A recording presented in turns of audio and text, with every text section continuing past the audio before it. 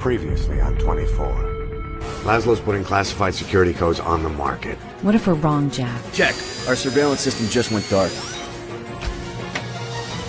We've got a problem, Jack. It's a wireless detonator. What are you doing, Jack? Devin, I said get out of here. Now that's an order. Go! The following takes place between 10:28 p.m. and 10:31 p.m.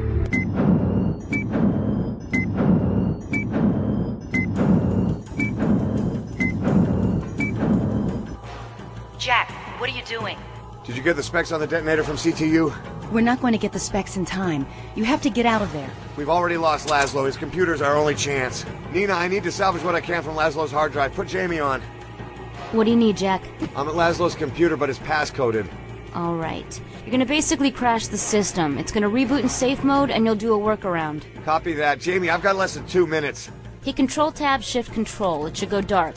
It won't look like there's a cursor, but there is. Type reboot, then safe. It's rebooting. I'm in.